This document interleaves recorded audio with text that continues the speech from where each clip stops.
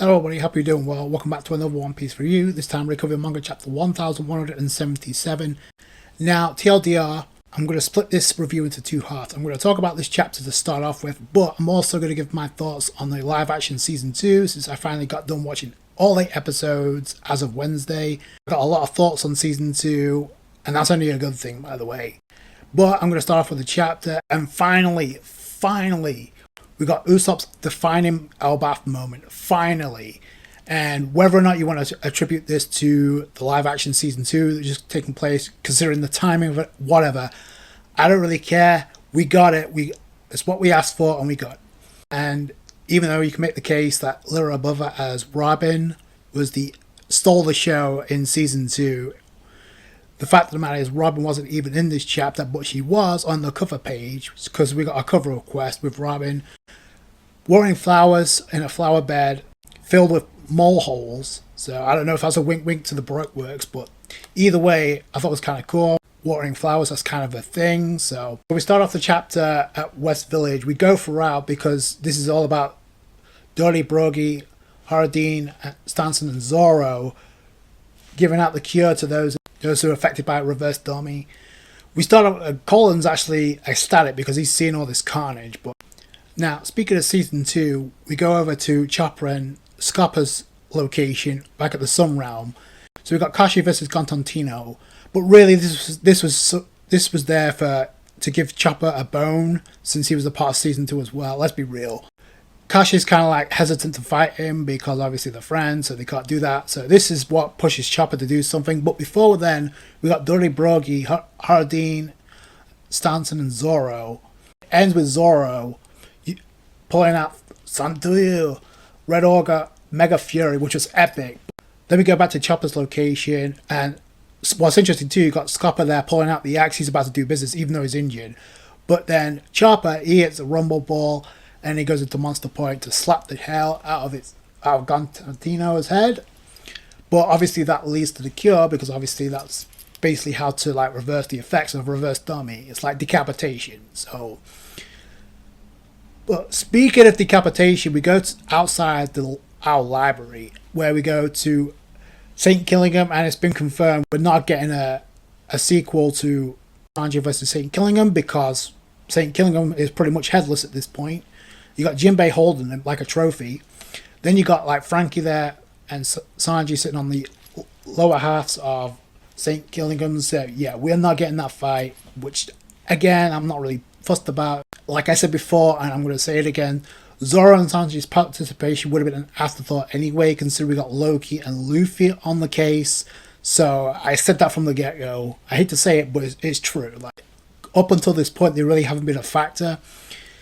Nami is like feeding Zeus to like put out the other fires that are taking place, so that's pretty cool. So then we see Jinbei, and by the way, St. Killingham is still giving Jinbei shit, but Jinbei is like telling everybody, let's not lower our guard just yet because we still get Gunko on the loose, which I thought was kind of cool because like Gunko's the real threat here, despite St. Summers and St. Killingham. Like Gunko's the real threat, especially with Emu's influence, so we can't underestimate that. But then, out of nowhere, speaking of Luffy and Loki, they pop up casually out of nowhere, just like we got with Zoro. But we got Luffy say, "Hey, Nami, Sanji, Frankie, Jinbei." Robin is absent, by the way, inside the outer library. You got everybody freaking out. Nami is pissed because, are you out of your minds? Because Loki's size, because of, I'm grateful you you took out the villains, but your breathing is making the flames worse. What have I been saying this?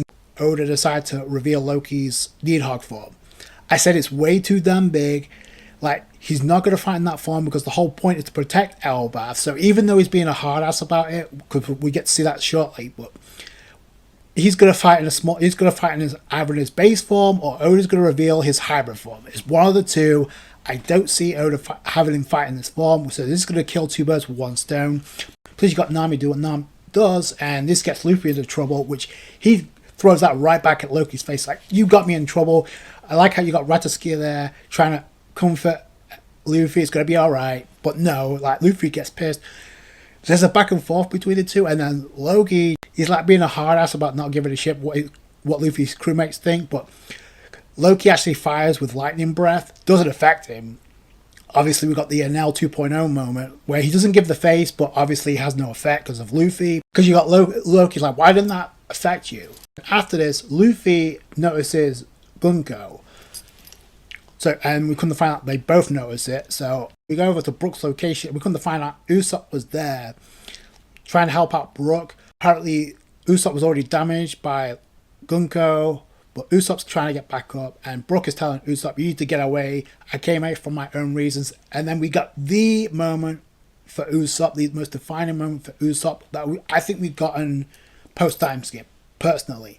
I'll dive into that shortly, but Ussop gets back up, and he says the following: who would run and abandon a crew member? Brook, true warriors don't run. He gets back up, and he's like, I've always dreamed visiting this place. I won't disgrace myself here. And I'm glad he mentioned that. Usopp's pissed right now because of everything that Holy Knights have done to put the giants against one another here on Elbaf instead of doing it themselves. Kind of calls them out for it, but then Gunko comes in and attacks both Usopp and Gunko, but Usopp immediately gets back up like nothing. Warriors of Elbaf fight with their swords and shields. They put their own lives on the line. They're a nation of warriors. If you want to conquer them, do it straight up, fair and square. Fight them head on. So it's looking like Gunko's approaching Usopp, like it's Usopp trying to goad Gunko to like fighting straight up. But Gunko speed blitzes behind Usopp, but Usopp fires Skull Bomb Grass anyway. Gunko gets nailed in an explosion, and so does Usopp. But man, even though it's brief, what a moment for Usopp's character. Like, it leads into Luffy and Loki showing up right at Gunko's location. Gunko notices, and Luffy notices Usopp and Brook. He's pissed, and finally we're getting a serious Luffy and Gear 5th. And Loki's already locked in. But to me, and as epic as a moment as we got with Usopp, I like the fact that Gunko's response, despite all of this, despite Usopp's defiance, despite Luffy and Loki showing up, we got Gunko with the influence of Emu saying, Nika, Needhog, submit or perish. I have to wait to see what context that means. Demanding Luffy and Loki, hey, submit or perish. Like, she's not sweating bullets yet, so I like that. I said this before, like, ever since Emu found out that Needhog was on Elbaf, Emu's been locked in. But that's how Oda decides to end the chapter. And finally, we got the showdown. Finally, the face-to-face. Nika and Emu / Gunko was been built up since the beginning of Gunko's introduction. We knew we were going to get this. But with Loki's inclusion as well, all bets are off. Like, and you can't really underestimate Gunko or Emu here. The only question is, what happens during the fight? Does the influence of Emu wear off? Does Gunko fight the influence of Emu? Or does something happen with a decapitation, which seems to be the kryptonite for Reverse Domi, to where it actually sets Gunko free? I don't know. I think there's going to be other layers to this shit. But for sure, I do not see, unless, like I said, unless this takeover times out, I do not see Gunko losing. I don't. Not this soon. So something has to happen here. But for now, we've got Luffy and Loki versus Gunko. It's going to be epic as hell. But epic goes to Usopp in this chapter. Finally, after waiting, and it's been building up since Little Garden, but we finally got here. It took a while to get here with Usopp, and I do find it funny the contrast in attitude with Usopp from the previous chapter to what we got here. If Oda did this because of what we got with live action season 2, I mean, I don't really care all that much because at least we got something with Usopp, which we've been asking for how long now. I would much rather prefer Oda giving Usopp a character moment like this. We got a power up in Dressrosa. To me here, this defined Usopp post-time skip. Like, we haven't gotten a moment this epic since Enoch's Lobby, as far as Usopp's character is concerned. Oda was playing with our expectations, and I said this in my last review, Oda could be doing that deliberately, but again, to say that Usopp was pissed off all this time when what we saw in the previous chapter is a little bit far-fetched, honestly. That's the only thing I'll kind of, okay, maybe this is forced. But other than that, it's like, who cares? Like, what we got is what we wanted.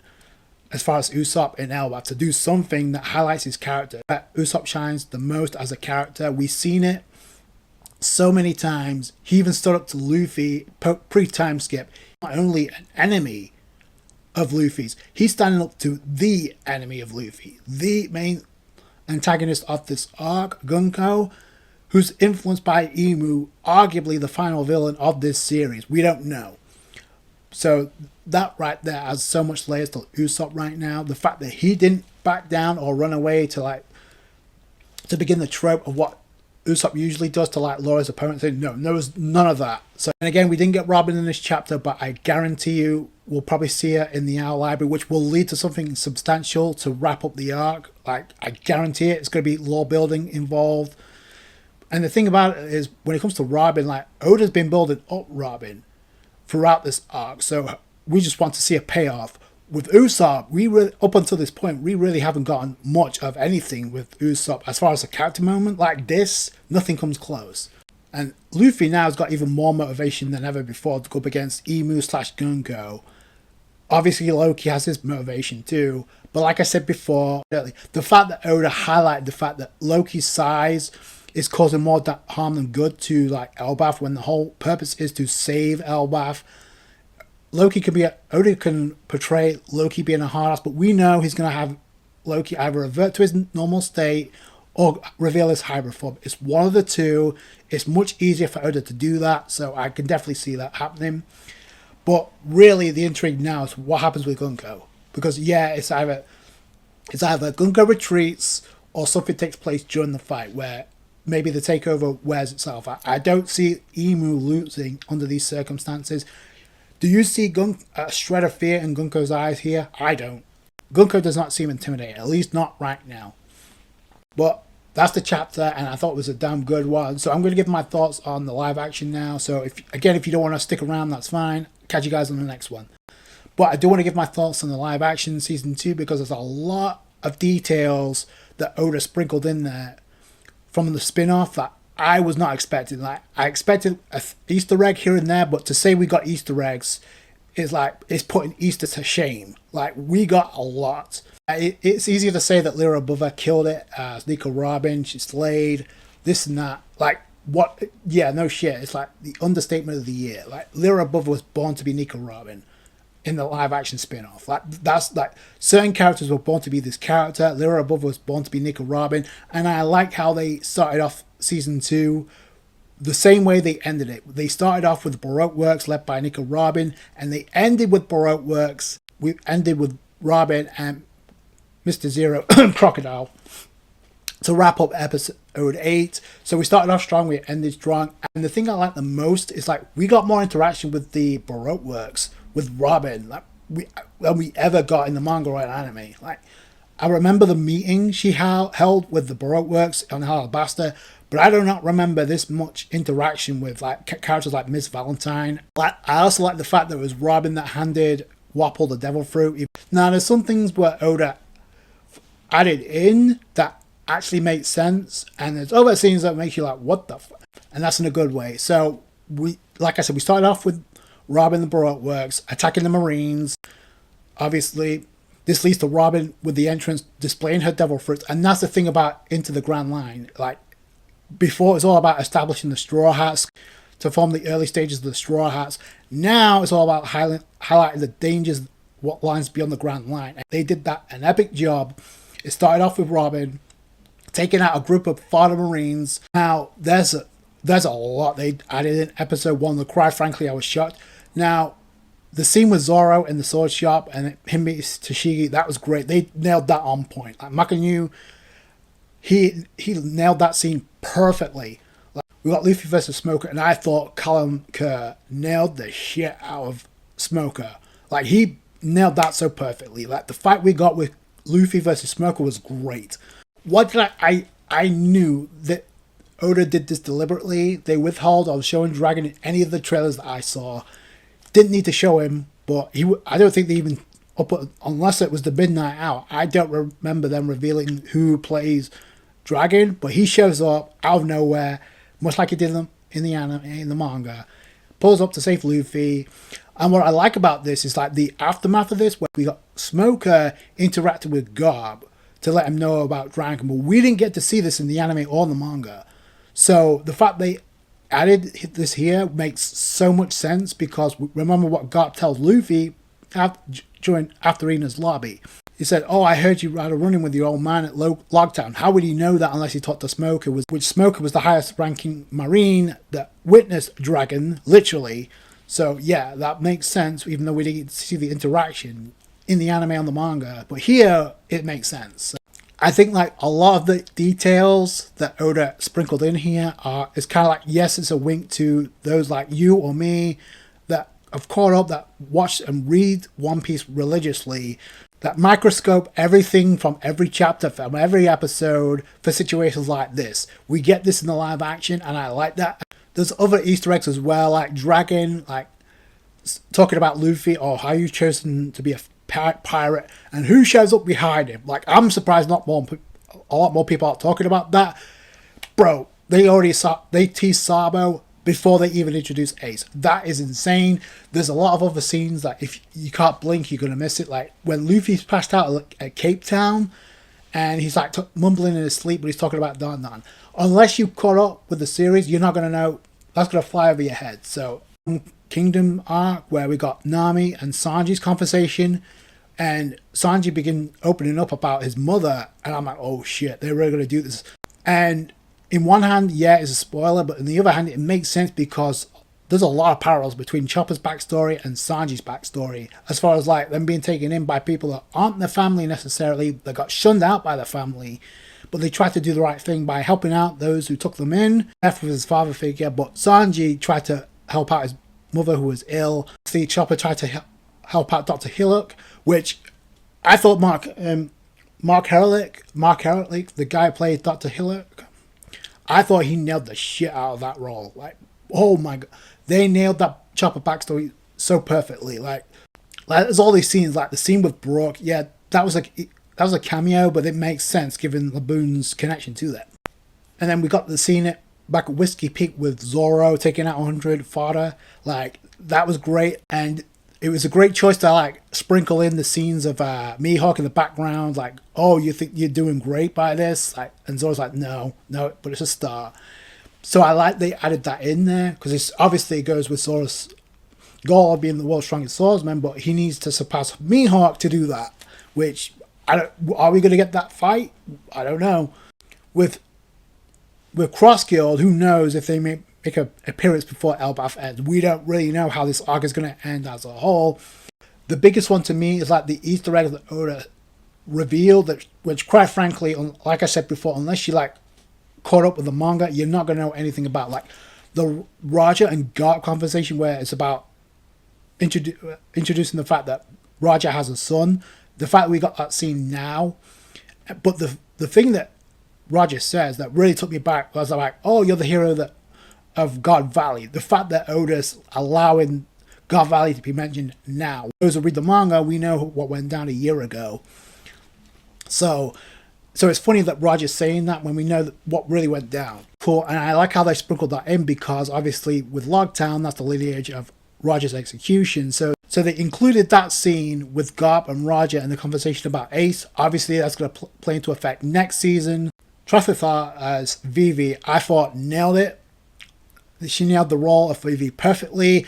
I also like the fact that during John Kingdom, where we got the scene of the Reverie, did you guys catch the world building scene where Oda decided to sprinkle in world building aspects into the live action spin-off in season 2? I thought it was a great touch, but it's classic Oda, given what we know now. And it's so funny, like, despite the animosity between Wapol and Vivi, look at how things are playing out now.